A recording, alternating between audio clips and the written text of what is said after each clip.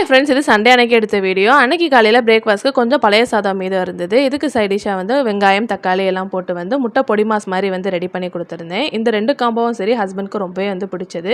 அவங்களுக்கு அதை வச்சுட்டு எனக்குமே இருந்துட்டு நைட் உள்ள இட்லி வந்து ஒரு 4 இட்லி மீதம் இருந்தது. அதில் எனக்கு பிடிச்ச பொடி இட்லி தான் வந்து ரெடி பண்ண போகிறேன். அதுக்கு இட்லி நல்லா இந்த மாதிரி க்யூபாக வந்து கட் பண்ணி வச்சுக்கணும். கடாயில் கொஞ்சமாக எண்ணெய் சேர்த்துட்டு கடுகு, கொஞ்சமாக சீரகம், ஒரு பெரிய வெங்காயம், லைட்டாக உப்பு சேர்த்து இது நல்லா வந்து வதக்கி விட்டுக்கலாம். டொமேட்டோ சாஸ் இருந்தால் சேர்த்துக்கோங்க. அப்படி இல்லைனா இந்த மாதிரி தக்காளியோட சாறு மட்டும் வந்து சேர்த்துட்டு மிக்ஸ் பண்ணிக்கலாம். இதோட ஃப்ளேவர் வந்து சூப்பராக இருக்கும்.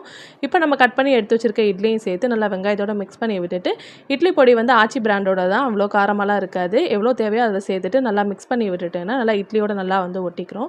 இதுக்கு சைடிஷ் எதுவுமே தேவை இருக்காது. சாப்பிட்றதுக்கு செம்ம டேஸ்ட்டாக இருக்கும். அன்றைக்கி வந்து லஞ்ச் ப்ரிப்பேர் பண்ண வேண்டிய வேலையில் கொஞ்சம் வந்து ஃபங்க்ஷன் வீடு இருந்தது அப்படின்றனால வந்து சிம்பிளாக வந்து காலை பிரேக்ஃபாஸ்ட் வந்து முடிச்சாச்சு. அன்றைக்கி சண்டே வந்து ஜெய மூவி போட்டிருந்தாங்க. ஆல் டைம் ஃபேவரட்டான ஒரு மூவி. அதை பார்த்துட்டு பிரேக்ஃபாஸ்ட் சூப்பராக சாப்பிட்டாச்சு. இந்த வீடியோ பிடிச்சிருந்தா ஒரு லைக் பண்ணுங்கள். நாளைக்கு வீடியோவில் பார்க்கலாம்.